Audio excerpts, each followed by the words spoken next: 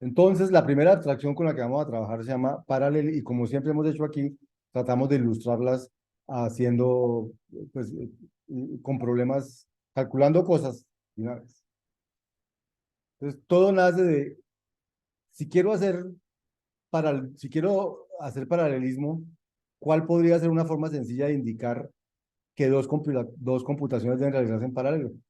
Entonces, para eso nace la abstracción paralela. Entonces, la idea es que yo pueda decir, quiero que esta expresión y esta expresión se calculen en paralelo. Entonces digo paralel E1, E2. Esas dos expresiones se van a calcular en paralelo. Esa es la abstracción. La semana pasada teníamos que los hilos, que no sé qué no.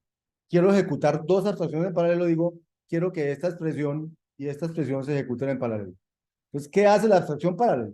Toma dos expresiones de uno y de dos, las computa en paralelo y devuelve una pareja con los dos resultados. O sea, paralelo E1, E2 recibe dos expresiones, una pareja con dos expresiones y devuelve una pareja con el resultado de calcular las dos en paralelo. Internamente, nosotros no sabemos cómo lo hace, pero internamente pasará algo como que lanza por un lado la evaluación de uno, lanza al mismo tiempo la evaluación de dos, digamos que en B1 queda la evaluación de uno, en B2 la evaluación, y cuando las dos están listas, entonces me envía la parejita B1, B2. O sea, desde el punto de vista de caja negra, paralelo E1, E2 me devuelve la evaluación de B1, de E1 y de E2. Eso es que me devuelve, una pareja. Pero en principio debió hacerlo en paralelo. ¿Sí?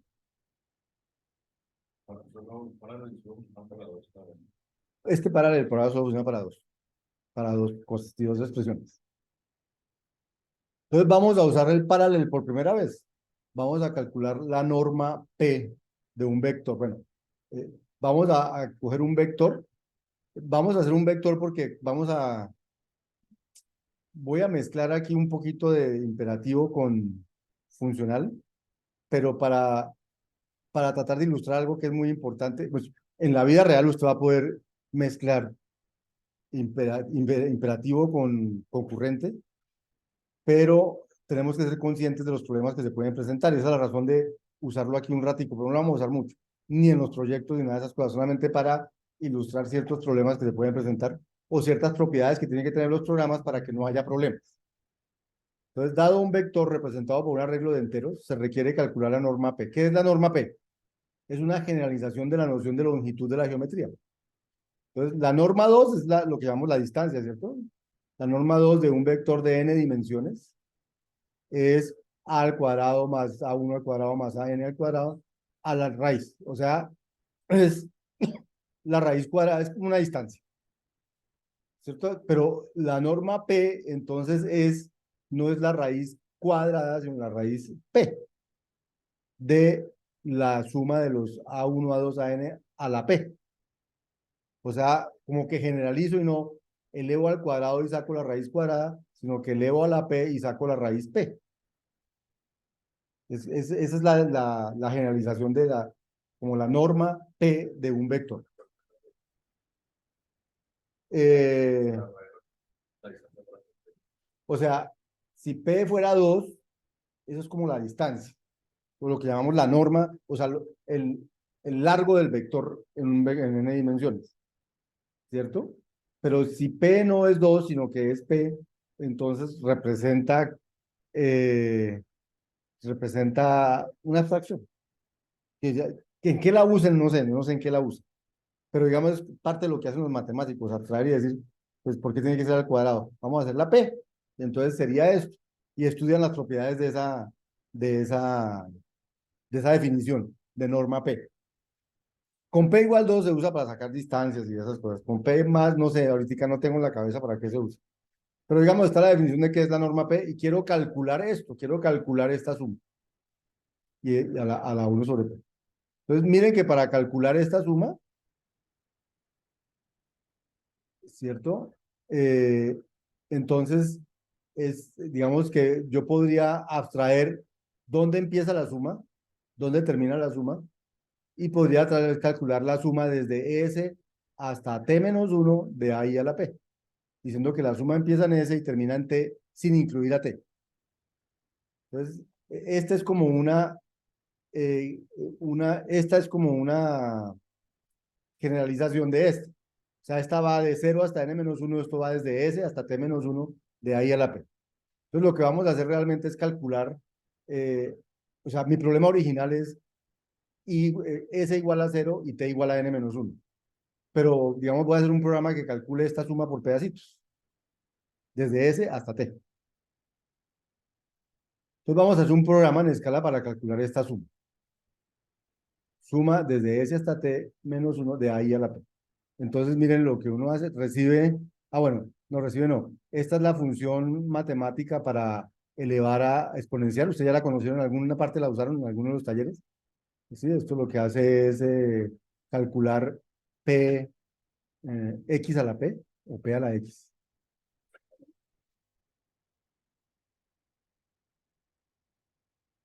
X a la P. Listo. Por ahora, sí, eso es X a la P, listo. Entonces, vamos a ver lo que vamos a hacer. Vamos a empezar vamos a poner ¿cómo se llama? Un índice que empieza en S, que es en la parte baja del arreglo, y en sum vamos a ir acumulando la suma, y lo que vamos a hacer es con este ciclo, todo lo que no hemos hecho en todo este semestre, es un while, entonces vamos a hacer en suma ir acumulando suma más A de I a la P. Voy calculando A de I a la P más A de I más 1 a la P, actualizo I y voy calculando A de I a la P para cada uno y voy sumando. Y al final, entonces, como es hasta I menor que T, esto termina cuando I vale T. O sea, entonces va a tener la suma desde S hasta T-1, de ahí a la P. ¿De acuerdo? Bien. Entonces, si me piden calcular la norma P, pues simplemente empiezo en 0 y termino en N-1. O sea que lo que hago es invocar a esta función con S igual a 0 y con T igual a N. Y entonces él calcula hasta N-1 la suma de esas cosas. O sea, calcular la norma P es invocar ese sum segment desde 0 hasta N. Eso me da la suma de A1 a la P más A2 a la P más A3 a la 0 a la P más A sub N-1 a la P. Y cojo eso y lo elevo a la 1 sobre P para sacar la raíz P de eso. Y, esa es y así calculo la norma P que habíamos visto en la pasada transparencia, que era esta suma. ¿Listo? Entonces miremoslo aquí, grandecito, aquí creo que es este. Mm,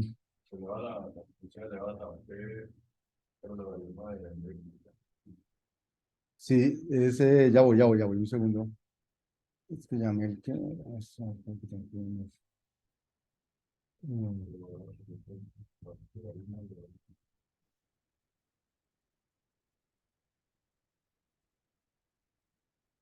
Eso.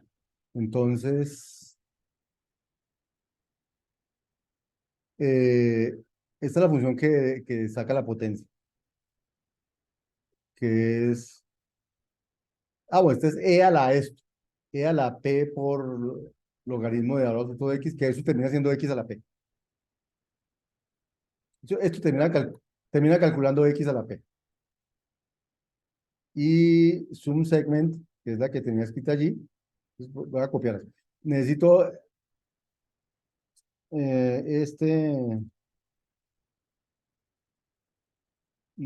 escala MATLABs para poder usar ese valor absoluto aquí, si no, no lo puedo usar.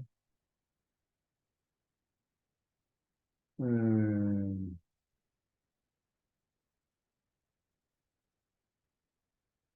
y todavía no necesito este comando, ahorita ya lo metí. Entonces, esta función es la suma de un segmento del arreglo y devuelvo sum. Esa es la función. Me faltó. Me faltó definir power.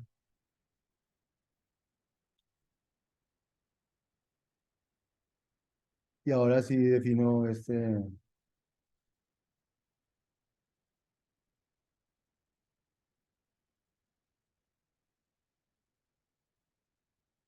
¿cierto?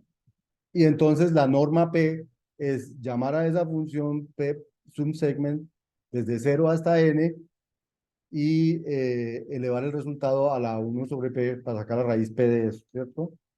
Esa es la norma P. Y entonces ya, por ejemplo, creo el arreglo que tiene uno y uno, o aquí tengo dos arreglos, A y B. El arreglo A es el que tiene dos valores uno y uno, el B tiene 2 3 4 5. Y si yo cojo y elevo el arreglo le saco la norma 2 al arreglo A, pues me da un valor, le puedo sacar la norma 3, me da un valor y así, bueno, me va dando el valor y puedo sacar la norma de todos estos, ¿cierto? Ya tengo uno que calcula la norma secuencial, como lo haríamos en un programa secuencial imperativo, inclusive, ni siquiera funciona. ¿Listo? Bien. Ese saca la norma P. Entonces, ahora la pregunta que nos vamos a hacer es, eh, ¿cómo podría calcular esto concurrentemente, más rápidamente? Entonces, uno tiene que pensar, ¿cómo podría yo dividir el cálculo de este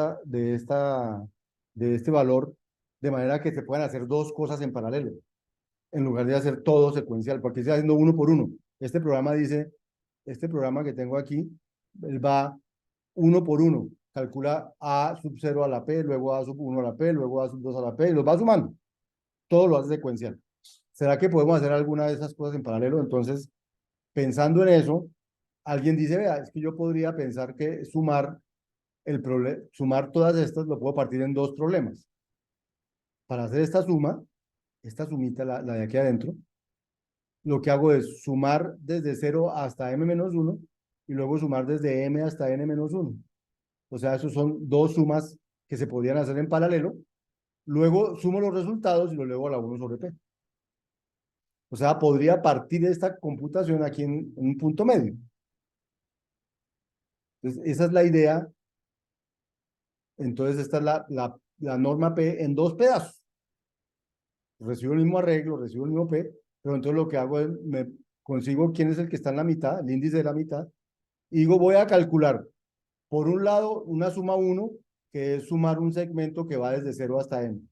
Y por otro lado, la suma 2, que me suma el segmento que va desde m hasta n. Y cojo esos dos segmentos sumados, los sumo, ya me da la suma de todos, lo elevo a la 1/p y me da la norma P. ¿Cuál es la diferencia entre este y el anterior? Que partí la suma en dos llamados recursivos a un segment. Llamar el primer pedazo y llamar el segundo. Pero aquí no hay nada en paralelo, ¿no? Todo está secuencial también. Son dos llamados recursivos. Pero ya tengo una manera de pensar el problema, digamos, en dos partes, secuencial. Entonces, es este de aquí. La norma secuencial, la norma en dos partes. Entonces, fíjense que lo que hago es hacer un llamado a sum 1. Es como llamaba Zoom segment con un pedazo y con el otro los guardo en Zoom 1 y Zoom 2 en esta parejita. Luego de que cojo el resultado, sumo los dos resultados, los elevo a la 1/p y eso me da la norma P en dos partes. Y entonces puedo calcular lo mismo que he calculado ahorita, que la norma de A, la norma 2, pero entonces lo hago con la norma en dos partes y obviamente el resultado tiene que dar lo mismo que este de aquí, ¿sí? Que finalmente es la raíz cuadrada de 2, ¿cierto? ¿Sí? Y para cada uno de esos me va a dar lo mismo. Miren, la norma, la de B, la norma 2 de B da 7.30 y no sé qué, y aquí pues tuve que haber dado eso, 7.31. O sea, tiene que dar lo mismo porque está correcto, pero el cálculo no se hace de la misma manera. Aquí el cálculo se dijo, parta la suma en dos pedazos, sume un primer pedazo primero, sume el segundo pedazo después, sume los dos y luego haga eso. Por ahora es igual, no ganó nada de tiempo con la anterior. Pero por la forma como está expresado, porque ese es el objetivo, este cálculo y este cálculo se podían hacer en paralelo, porque los del lado izquierdo y los del lado derecho no tienen nada que ver lo uno con lo otro. Yo podría hacer este cálculo al mismo tiempo que este. Luego, si tengo alguna manera de decir que estas dos cosas se hagan en paralelo, voy a ganar tiempo. Porque en lugar de hacer una suma de P de n elementos, voy a hacer de n medios, una suma de n medios elementos aquí, una de n medios elementos aquí, al mismo tiempo, luego me voy a ganar la mitad del tiempo. Esa es un poco la idea. ¿Sí?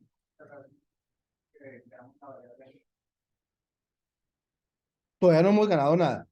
Todavía no hemos ganado nada porque no hemos dicho que esas dos cosas se hagan en paralelo. Luego, por hacer esto, no gano nada. Él primero va a hacer esta suma, luego va a hacer esta suma y el tiempo que se va a gastar es el mismo que se gastaba antes. O sea, en este momento no se está gastando menos tiempo. Se está haciendo el mismo cálculo de otra manera, pero no gastándose menos tiempo. De hecho, se puede estar gastando un poquito más porque no solo está haciendo el primer while y el segundo while, sino que después tiene que hacer esta suma que antes ya venía acumulada de una sola. Entonces puede que se gaste una operación más, pero eso no eso va a ser insignificante. Grosso modo se va a gastar en el mismo tiempo. Este que el anterior, porque sigue siendo, no hay nada concurrente, ¿cierto? Pero el objetivo es llegar a lo concurrente. Entonces,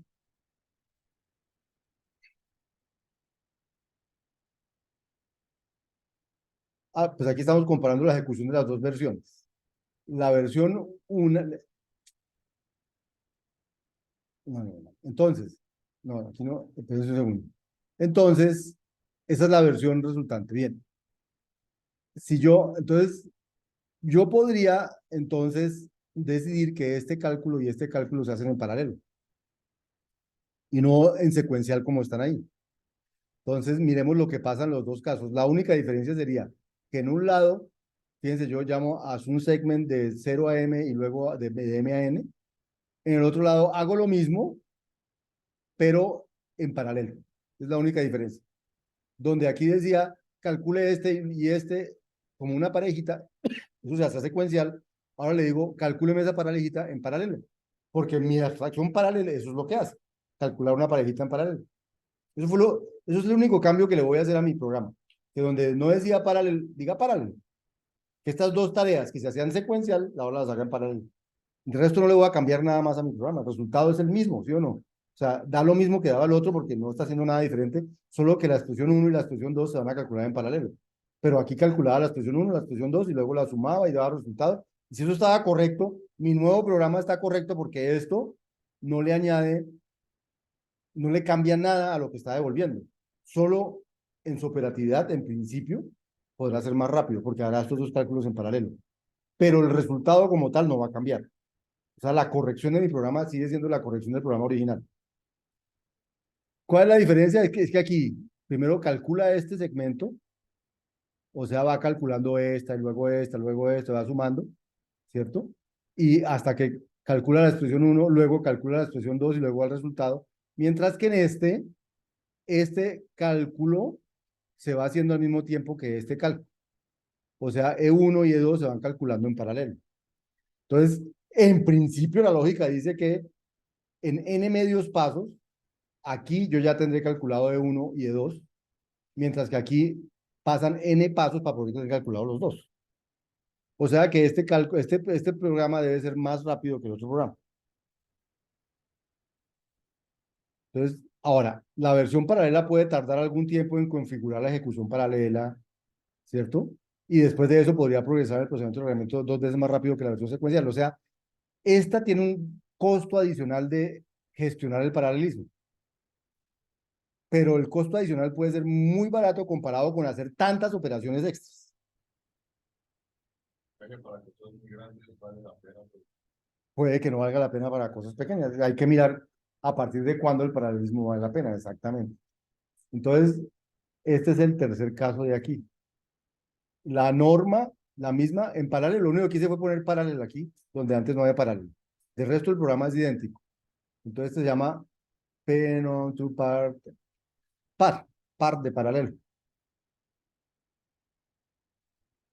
Por ahora vamos a mirar que desde el punto de vista funcional, ¿qué dice mal? Ah, es que eso fue lo que no dije al principio. Entonces, ese paralelo no es una abstracción que esté en escala por defecto, sino que está en esta librería aquí que se llama common. ¿Sí? Y como no la he importado, entonces no la puedo usar. Entonces voy a importar esa librería.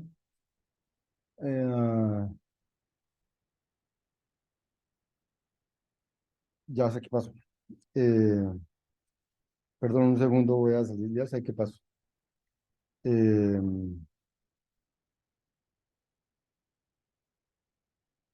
pues, mm,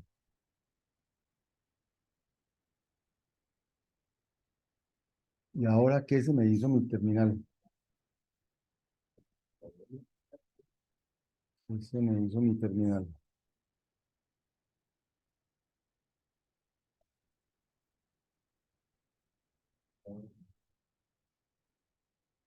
Todas estas, aquí cuando trabajemos paralelos iba a ser una cosa importante. Es que algo que no le habíamos puesto atención durante la parte solo funcional era que todo programita viene con un archivo que se llama build.sbt. No sé si ustedes lo han visto o no. No le hemos puesto atención, pero ese build.sbt es un programita que dice con qué versión de escala está uno trabajando, cómo se llama el este, no sé qué, y tiene unas extras que uno le puede poner, que se llaman unas librerías que uno va a usar. Entonces, hay unas librerías que vamos a usar de ahora en adelante que se llaman Scala Meter y Scala Parallel Collections, que queremos usarlas cada que utilicemos esto. Entonces, en nuestro SBT vamos a decir que esas librerías siempre deben estar cargadas en lo que vamos a usar. Entonces, cuando yo le digo aquí SBT, él baile esto y carga estas cosas por defecto. Entonces ya las voy a poder usar. Entonces, después de eso, si le digo console, entonces él va a traer escala y, y ahí, y ahí en principio ya puedo hacer todos estos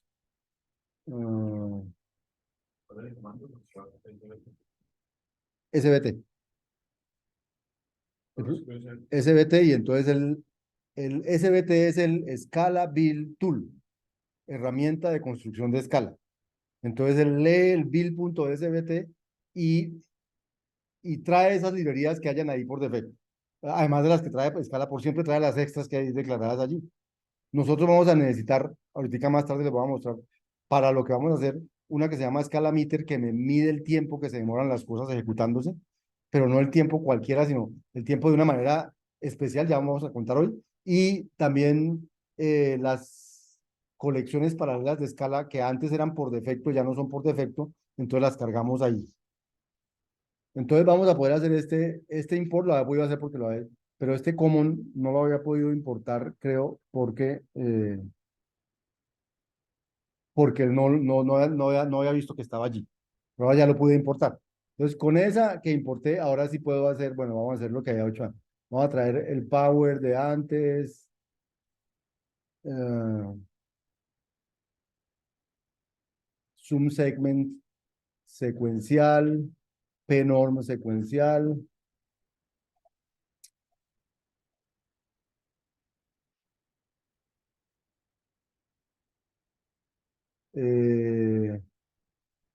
cuando tengamos estos para hacer las pruebas, eh, tengo el zoom segment secuencial, pero en dos partes, que luego lo convertí en paralelo. La única razón de hacerlo fue haber visto que ese lo podía convertir en paralelo. Y en paralelo, entonces, le hicimos esta versión paralela al de las dos partes.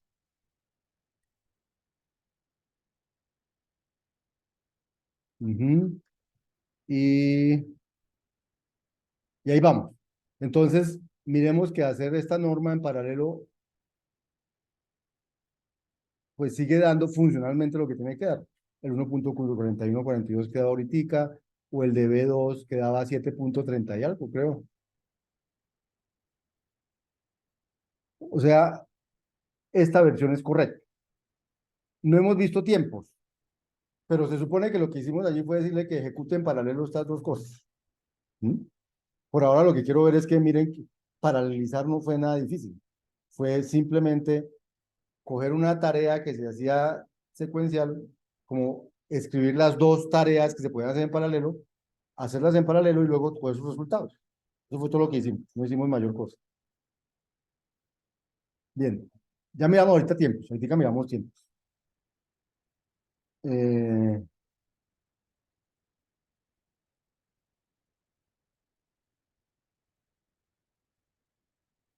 Entonces ahí está, bueno, entonces esta es la versión, la pregunta que hay aquí es, ¿se puede hacer en varias tareas, no solo en varios hilos, no solo en uno?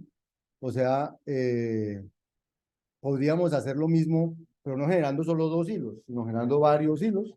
Entonces, eh, la idea, la idea es la siguiente, venga, la vemos aquí en grande.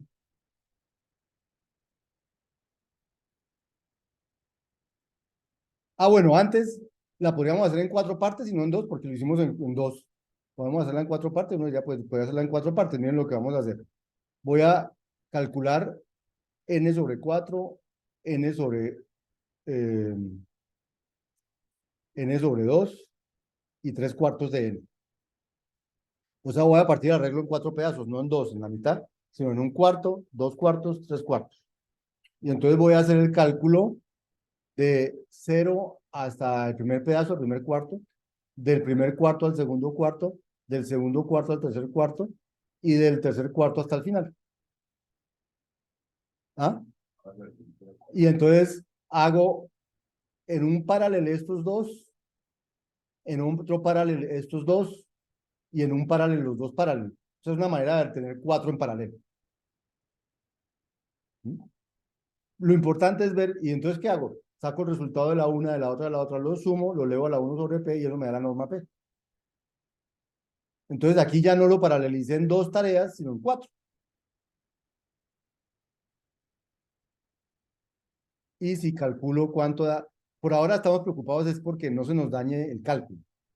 Ahorita miramos tiempos, pero por ahora miremos que desde el punto de vista de funcionalidad, eso no ha dañado nada, porque Parallel no daña nada, Parallel solo dice estas dos cosas las hago en paralelo, pero los calcula lo mismo que calculaba el que no era paralelo. ¿Sí?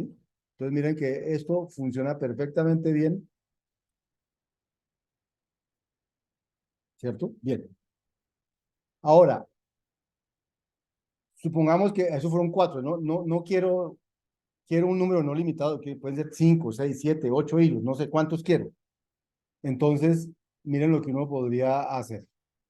Uno podría escribir un segment rec, no el segmento que hicimos, tiene uno recursivo. Y entonces, miren lo que vamos a hacer. Si el tamaño del arreglo que voy a calcular de la norma es más pequeño que un tamaño que yo he definido, que llama límite, aquí puse 2, entonces hago la norma común y corriente. Hago la suma del segmento como la estaba haciendo. Aquí no la norma, sino la suma de los segmentos. Pero si no, si el tamaño del arreglo es suficientemente grande, mayor que ese límite, entonces lo pongo en la mitad, calculo el de la mitad y calculo la suma recursiva de S a M y la suma recursiva de M a T. Pero esta suma recursiva va a volver a mirar si el tamaño de M menos S es suficientemente pequeño o no. Y si no, entonces la abren otras dos. Entonces va a abrir de dos, va a abrir un número ilimitado de hilos, el paralelo. Va a ser muchos paralelos, mejor dicho. O sea, hasta el tamaño que yo le ponga aquí. Cuando el tamaño del arreglo sea de este tamaño menor, ahí sí hace el paralelo normal, común y corriente. Pero si no, hace el paralelo. Entonces, de esa manera crea un número ilimitado de hilos, de tareas concurrentes. ¿Cuántas? Dependiendo de qué tamaño sea el arreglo. Pero ¿qué está creando específicamente hilos o...? Está creando tareas en paralelo. Pero eso por debajo van a ser hilos. Solo que nosotros no estamos preocupados por eso. Pero no depende de los, ¿no depende de los? No. No, de los núcleos del hardware, no. Porque las cosas que corren en paralelo corren en concurrente realmente. Si son muchos más tareas en concurrente que núcleos, entonces el sistema operativo se encargará de ir dando de la mano a cada uno, no sé qué, y de dar la apariencia de concurrencia. ¿Cierto? O sea, paralelismo de verdad solo habrá según el número de hilos que tenga, el número de núcleos que tenga el computador. Pero concurrencia siempre va a haber, así tenga uno solo.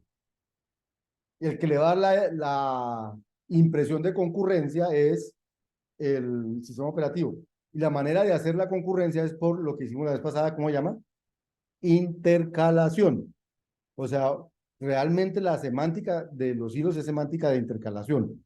En principio, dos hilos no se ejecutan concurrentemente, sino intercaladamente. Le doy el pedazo al uno, le doy un pedazo de tiempo al otro, le doy un pedazo de tiempo al otro, vuelvo y le doy tiempo al uno, luego al otro, luego al otro, y van intercaladamente ejecutándose, y eso me da a mí la impresión de concurrencia, ¿sí? O de paralelismo, ¿cierto? Esa es la semántica de lo concurrente, semántica de intercalación, que fue lo que vimos la clase pasada. Nosotros no nos vamos a preocupar por cómo se intercalan los hilos, ni a qué rata, ni nada, por eso lo dejamos ya al sistema operativo. Desde el punto de vista en abstracto, estamos creando muchas tareas en paralelo. Él verá cómo las ejecuta allá abajo. Peor de los casos, la ejecuta una, luego la otra, y eso será secuencial. Pero típicamente eso no va a ser así, porque si un equipo tiene 2, 4, 8 núcleos, entonces va a repartir esas tareas en los núcleos y luego los que ya no puedan hacer al tiempo, pues harán intercalación, ¿cierto? Pero seguro que le va a ganar tiempo. Si hay más de un núcleo, va a ganar tiempo. Si no hay más de un núcleo, va a perder tiempo porque finalmente es como si ejecutaran en secuencial y además tiene que gestionar la intercalación y todo eso va a ser demorado. Eso va a perder tiempo. Pero si no, no. Pero entonces este segment rec lo que va a hacer es dividir, dice, si el arreglo es suficientemente pequeño, haga el segment como lo estamos haciendo, la suma. Si no, divídalo en dos y haga la suma en paralelo.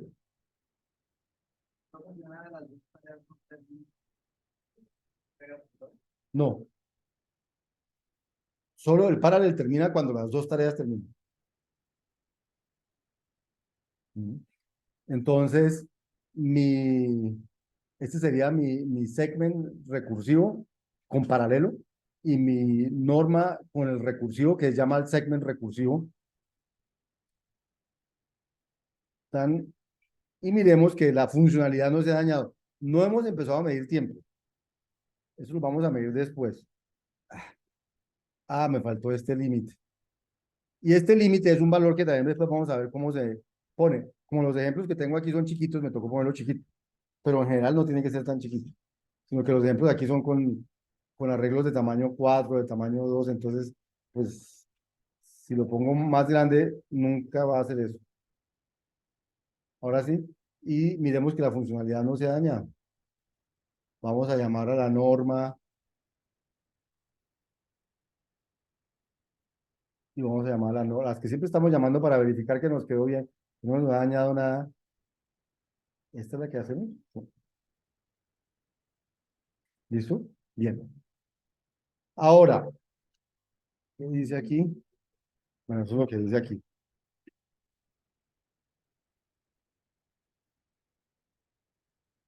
¿Qué hace Parallel internamente? ¿Cómo está hecho Parallel allá adentro? Entonces, Parallel recibe dos tareas por nombre. Fíjense, recibe una tarea que, que es una tarea, algo que recibe nada y devuelve algo. Tarea, recibe nada y devuelve algo. O sea, es el cuerpo lo que tiene que ejecutar. Eso es lo que recibe Parallel. ¿Y qué devuelve? Pues devuelve la parejita, lo mismo que devolvería evaluar E1 y E2 en secuencial. Eso es lo que devuelve Parallel. O sea, ese es como, no hemos puesto cómo está hecho por dentro, hemos puesto es, ¿qué hace Parallel? Parallel hace lo mismo que haría esto. Devuelve lo mismo que devolvería de evaluar esta expresión. O sea, devuelve una pareja con la expresión 1 y la expresión 2. ¿Sí? ¿Qué hace de diferente? Que en principio esto lo hace por allá en paralelo, pero eso no lo estamos viendo. Para usarlo no nos importa. Nos importa es qué nos devuelve paralelo. No nos importa cómo lo hace por dentro ni cuánto se demora. Nos importa es que nos devuelve y nos devuelve lo mismo que nos devuelve esta expresión. O sea, que puedo usar paralelo E1 de 2 en el mismo sitio donde antes usaba E1 de 2 y da lo mismo. ¿Bien? Entonces, ¿cuál es la ventaja? Que usar paralel puede ser más rápido. Usar paralel puede ser más rápido que usar eso. ¿Sí? Miren el tipo de los argumentos de paralel. Se pasan por nombre. ¿Por qué los argumentos de paralel se pasan por nombre? ¿Por qué creen ustedes que los argumentos de paralel se pasan por nombre? Si yo hago paralel E1, E2 y E1 y E2 no fueran por nombre, ¿qué pasaría? ¿Cómo se evalúan las cosas aquí el modelo de sustitución que haría? Por valor, evaluaría E1, evaluaría los argumentos, o sea, evaluaría 1, luego evaluaría E2 y luego sí llamaría paralel. Pero si ya evalué uno, ya evalué dos, ya para qué llama paralelo. Lo que quiero en paralelo es que se hagan esos cálculos en paralelo. Entonces, si se los mando ya evaluados, pues ya no hay nada que hacer.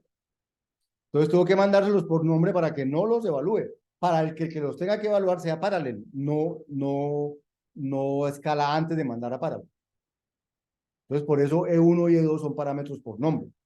Por eso, cuando aquí ocurre este paralelo, aquí, paralelo de esto, no se está invocando a segment-rec. Ese cálculo no ha empezado.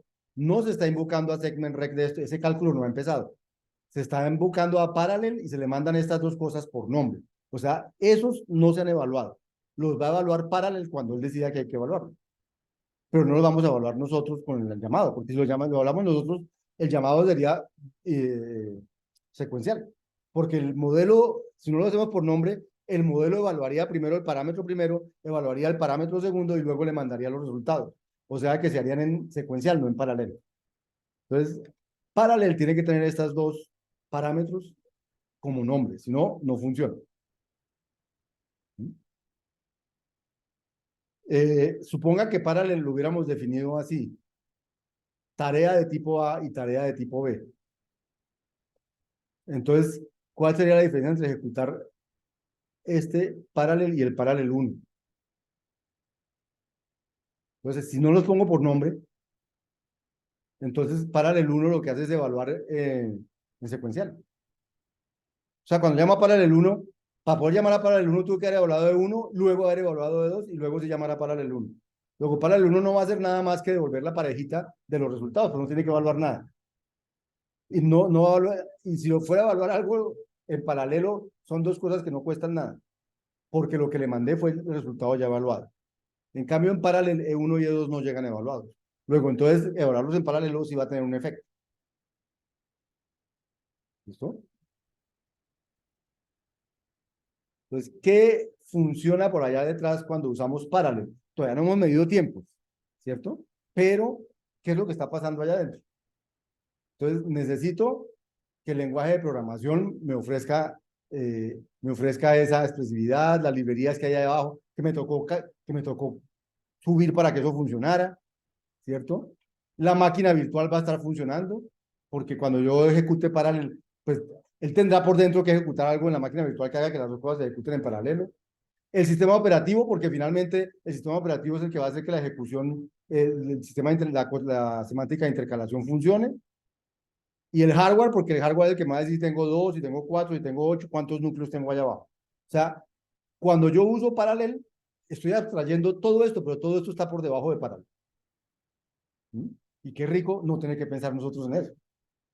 Sino decir, yo quiero que se paralelice esto y eso por allá abajo lo haga. Y no que yo tenga que decir, haga un hilo que haga esto, haga un hilo que haga esto, luego cuando estos dos terminen haga esto. ¡Qué jartera! Esa es la ventaja de hacer abstracciones, que me permite centrarme en qué puedo paralelizar, no en cómo voy a paralelizar esto. Digo, esto lo puedo paralelíceme eso. Y eso por allá abajo lo paraleliza. Eso es una delicia. Las abstracciones, ¿cierto? Bien. Entonces, la implementación de Parallel utiliza los hilos de la máquina virtual de Java. Los hilos de la máquina virtual de Java asocian a hilos del sistema operativo. El sistema operativo planifica la ejecución de los hilos en los múltiples núcleos. Nada de eso estamos preocupados nosotros como programadores. Nosotros suponemos que hay una semántica de intercalación que está funcionando y que está bien hecha. Pero nada de eso depende de nosotros como programadores. Ahora, si los recursos son suficientes, el programa en paralelo puede correr más rápido. Si los recursos no son suficientes, puede que no. Puede inclusive que corra más despacio si sobrecargo el paralelismo de tal manera que era más rápido hacer secuencial que gestionar el paralelismo. Sí, puede haber límites. Vamos ahorita con los ejemplos, vamos a ir buscando. Ese es el límite que pusimos aquí, es precisamente buscando este señor límite, buscando, bueno, en qué momento es bueno partir esto en dos y en qué momento ya hago la suma y no me pongo a partirlo en dos. Entonces, ¿a partir de qué tamaño de arreglo hago eso? Pues 2 es muy chiquito, pues quiere decir que si el arreglo tiene 100, lo parto en 2 de 50, luego en 2 de 25, luego en 2 de 12 y 13, luego no sé qué, y solo cuando llega a 2 decido usar el secuencial. Normalmente no es así. Lo que pasa es que como en mi ejemplo tenía arreglos de tamaño 2 y de arreglo de tamaño 4, entonces si no le pongo que el tamaño es 2, entonces siempre lo va a hacer así. Tengo que ponerlo a parar. Pero eso es algo que uno busca, se llama hacer el tuning de su programa paralelo. Entonces es como un threshold, ¿cómo se llama? Es un valor límite que uno busca en la práctica. ¿Cuál sería un buen valor? Hay que hacer hay que hacer una investigación de qué valor es bueno en cada programa, en cada paralelización que uno hace. Un programa pensado para correr en paralelo puede correr incluso cuando solo hay un procesador con un núcleo disponible. ¿Sí? Aunque muy probablemente ahí no va a haber ninguna aceleración posible al proceso. Aceleración, acuérdense, fue lo definido la vez pasada, como en cuánto más rápido va a correr mi programa por hacerlo paralelo que por no hacerlo paralelo. Pero también vimos la vez pasada que la aceleración no da sino un valor constante. Nunca va a ser mejor, siempre es mejor un mejor algoritmo que una buena aceleración. Siempre. Si lo hay, pero si no hay un mejor algoritmo, pues acelerar sí. Hasta ahí vamos. Esa es la extracción paralela. No hemos visto tiempo, ahorita más tarde vemos tiempo, ¿sí? Pero por ahora vimos cómo paralelizar un cálculo y que quedó bien, ¿de acuerdo?